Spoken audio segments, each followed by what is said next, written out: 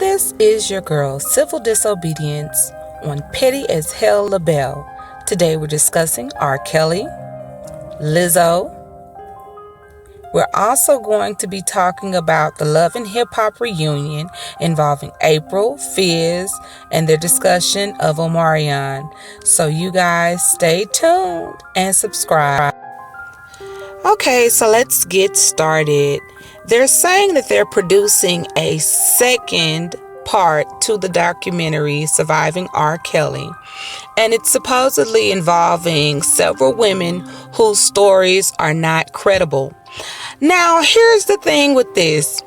How many of us believe the stories of the women who were of age, yet they say they were intimidated by R. Kelly in order to stay in the relationship, yet they also were involved with young girls? So I believe that the wormhole that was opened with R. Kelly has nothing to do with the fact that the women are not credible. It has everything to do with the fact that a lot of their stories are not criminal. And Lifetime is for sensationalism. It is to entertain. So it's no wonder it's becoming more so like a docuseries or like a reality TV show, as opposed to an expose bringing us news. Now, if it was coming from CNN, CBS, or one of those news sources of that nature, then we could say, okay, well, maybe they're trying to expose R. Kelly's criminalistic behavior. But really, none of the women seem to really be credible, because all of them talk of having a sexual relationship with this young girl. And even though they are involved in it, they're not facing any criminal charges. I think everyone involved with a young girl or a young child should face charges, period, point. Now, I know you're wondering, I did say that the women seem credible, but then they don't seem credible. Well, in that instance, I want to explain that a lot of the credibility in the fact that they are involved with R. Kelly, they have had a relationship with him, except the credibility towards involving themselves in getting him arrested, involving themselves in having him sentenced. I don't see the meat and potatoes in that. The fact that they brought bribery charges in, none of Aaliyah's family is involved. The fact that the underage sexual encounters that he's being charged with, none of the girls who are underage families are involved. So while the women are credible in a docuseries, they're not credible in a court of law, which is why I think they're playing it up this way in the media. As a woman, in my opinion, like, comment, subscribe, you guys, and always be sure to leave your opinions and comments down there in that comment section. I feel like a lot of the women are upset about the choices that they've made in dealing with R. Kelly for the amount of time that they did. And I feel that they definitely want to be compensated for their lost time, but are they doing this with every single man that they've been involved with? Do you think that it's a possibility that every man could be charged like R. Kelly has been charged? Okay, so now we're on to my girl Lizzo, and it turns out I'm 100% that bitch too, girl, so we must be related. She's been under ridicule because she went to a basketball game, and the back of her dress was out, so you could see her hiney. She had on a thong, and a lot of people complained because they were saying that my girl was a little underdressed for such a game, and that how did she trust the seats with her bottom when it's a public arena? Well, kind of like the cheerleaders do in those short skirts.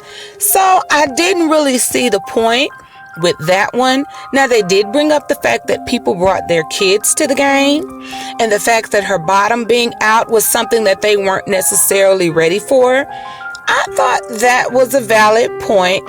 However, I do want to point out that Lizzo released a video on her Instagram, and she basically explained that she didn't plan on standing up.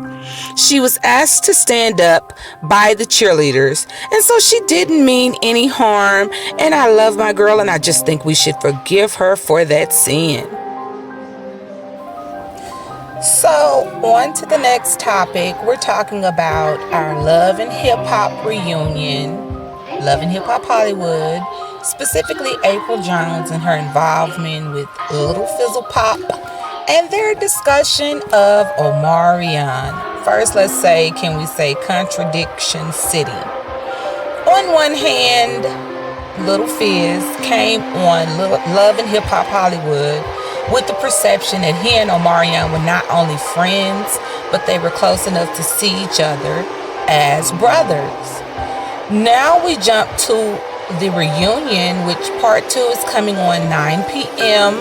Monday, where part 1 has aired, and Little Fizz says he was never so close to Omarion where he could be viewed as his friend or brother. Now, both people were saying how private Omarion is, and Apryl was constant in her stance that Omarion will not communicate or validate her feelings. I kind of feel sorry for Sis because it's almost like the only reason why she's in this relationship with Little Fizzle Pop is to have a little clout and standpoint on a show that she came on simply because she was Omarion's girlfriend. And now that he's not speaking to her, she doesn't have enough of a storyline to stay relevant on a reality TV series. Currently, she's also in the news for being seen snuggled up to a rapper who, by the name, is FBG Baby Goat. Oh my gosh, you guys. He's from Orange Mound, Tennessee. All I can say is duck, Little Fizz. And they're saying that she is supposed to be involved with him too. Now, it gets juicy. Sources are saying Little Fizz has moved out of the nice little residence that we saw on Love and Hip Hop Hollywood. They're also saying that Omarion has received full custody of the 2 children that he and Apryl Jones share, which leads us to look back at the interview she gives to Nick Cannon, where she says that Omarion only gives her $700 a month in child support, and she says that wasn't enough. So we're wondering, sis, how much were you expecting if the children were living with Omarion then, and you were not contesting his custody as the primary caregiver, and now you're on Love and Hip Hop, and they're also saying she's a registered nurse. So, babe, you know you gotta work a job, okay, sis? And that's what it is, you guys. So this is your girl, Civil Disobedience. Please hit that like button, comment down in our section below, and be sure to subscribe to Petty as Hell LaBelle. Thank you guys for tuning in, and be sure to check out our latest videos on all entertainment, popular culture, and politics. Gotta go, you guys.